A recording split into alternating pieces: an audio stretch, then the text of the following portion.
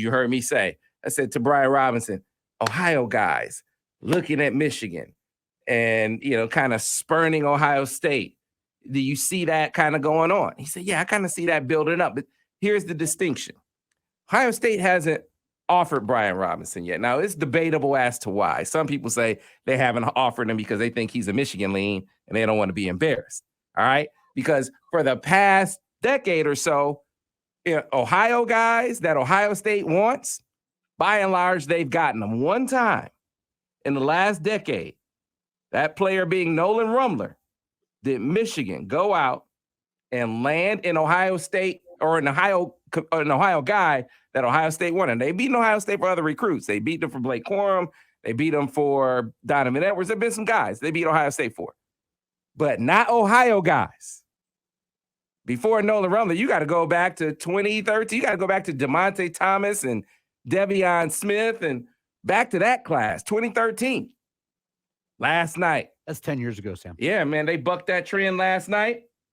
And they went out and got one of the top running backs in the country, young man by the name of Jordan Marshall, a Titanic land by Michigan and by Mike Hart. And joining me to talk about that is one of the top analysts over at 247, and he is my guy, Alan Trieu. Alan, how are you this morning? Hey, I'm good, Sam. Not as good as Mike Hart, but I'm good. Right. Yeah, Mike. Definitely, hey, he's 6 foot this morning, figuratively, right? Figuratively, he's 6 foot this morning. It's one of those things, man, where, look, we knew that Michigan was in good shape with Jordan Marshall, right? They were either slightly ahead or neck and neck. No one had this. It's not outlandish that, he would pick Michigan, but the timing of it, I think, is a bit surprising because he was supposed to be heading to Ohio State for a visit, was he not? Yes, this coming weekend. And that was what I thought. That was everything that I was led to believe was he's going to take this last visit to Ohio State, and then he'll make a decision after that. The fact that he said, I don't even need to do that, that adds to the win. And like you said, it had been trending this way for a while. Even back to when he first visited last April, you got the impression that Michigan had made an impression, and not just with him. They've done a great job with his parents. His mom has been a frequent visitor on campus, his dad as well. They have a good relationship with the staff. So, and Mike Hart definitely was the person who started that. He's the person who cultivated that, got some assists from the other members of the staff, Sharon Moore and area recruiter Steve Klinkscale. But definitely this is the timing of this also adds to the importance of the win. And it's at a position where I think Michigan needs a couple of studs in this class, and this is the one to get it going. No doubt about it. So let's talk about his game, his talent. Break him down from a scouting perspective. Tell the Michigan fans about Jordan Marshall.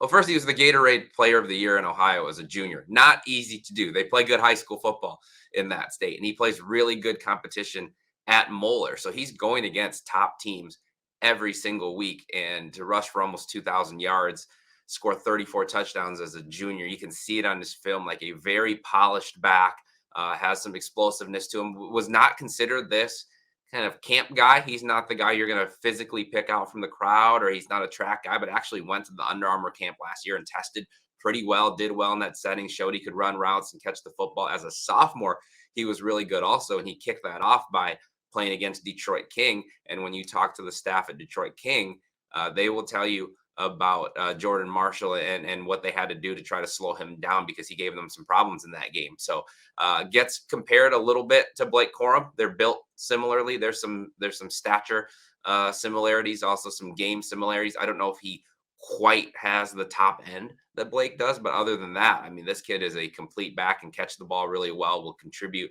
as a pass blocker, and is a very natural feel for the game, I would say. So, you tend to see from the Ohio State perspective often, and that's not just Ohio State. Many fan bases, when they lose a guy, we didn't really want him anyway.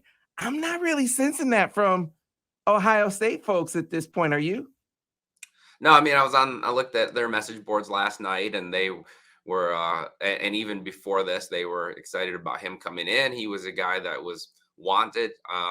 The Bucknuts message board is definitely taking this as a loss, not as a we did not want this guy, or there were, he was a lower on the board kind of guy. Yeah. So you mentioned earlier that this adds to the win for Mike Hart. So take me through the recruiting journey, Mike Hart recruiting this guy, because Mike has, over the course of his career, now he's first time at high level Power 5, right?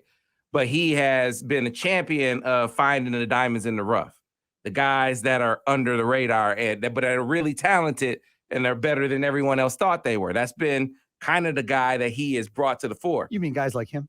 Like guys like him, right? Guys like him. But this one, Allen, top 247 Gatorade Player of the Year. Like this is, I would say, the top recruit, biggest recruit he's ever landed. Take us through that journey. Yeah, so I think it did start really last spring. That was the first visit that Jordan took to campus, and he immediately said, hey, I built a good relationship with Coach Hart, and said immediately, like, he's kind of like me. I think we're kind of cut from the same cloth, played the same position, kind of have the same similar style, and personality-wise, we get along. Ted said at that time that his mom was really getting along with Coach Hart, and they were able to get him back on campus a couple of times after that. And he was at a game. He was just at a junior day in January, and they've talked to, Mike has been talking to this kid very consistently for that entire time. And so I think the consistency of the relationship was huge. You have to keep recruiting a kid. You have to keep getting him on campus. But really, the spark started right away. The kid got on campus and said, I kind of feel a good vibe. I feel a good connection. I think Coach Hart is somebody that can coach me. That started the first time that he was ever on campus. It continued since then. He does have some Ohio State fans around him and in his family, and he had to kind of go against that.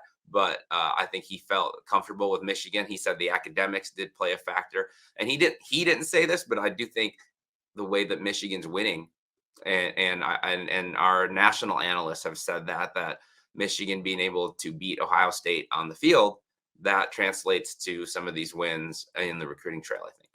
Yeah, big time land for Mike, and the continuation of what seems to be a theme in Ohio. Prospects more open to the idea of going to Michigan, like the top level prospects, not the cast-offs, not the leftovers. And I'm curious if you can look at that and maybe highlight some of the other Ohio guys. Of course, guys like Brian Robinson. We just spent 30 minutes talking to Brian Robinson. He's one, but he hasn't gotten an Ohio State offer.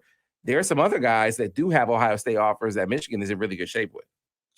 Yeah, they were just able to get a couple of those guys on campus. I think the defensive back position is the one where, if you're going to try to get another recruiting victory out of that state over Ohio State, that's the one that's most likely right now. Bryce West out of Glenville and Aaron Scott out of Springfield are two guys who have Ohio State offers, who are actually crystal ball to Ohio State on 24/7 right now. But I'm not in with a crystal ball on either one of those guys. For a lot of the process, I would have agreed with those crystal balls. I think Michigan is now turning the tide on both of those guys. They were both on campus over the weekend.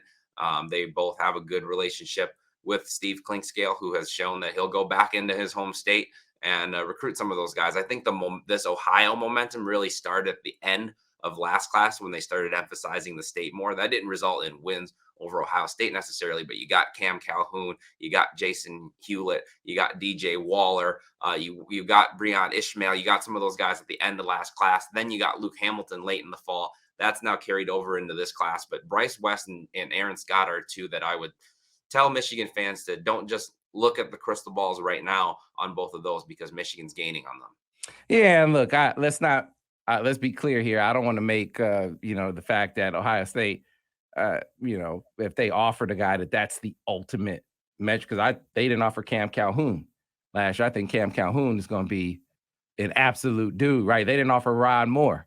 I think Rod Moore is an absolute. So that's not the be all end all. I don't want to make it sound like that, because there's some other guys that Michigan is on in Ohio that I think they are in really good shape with. I think are really good players. One of them being Ben Roebuck.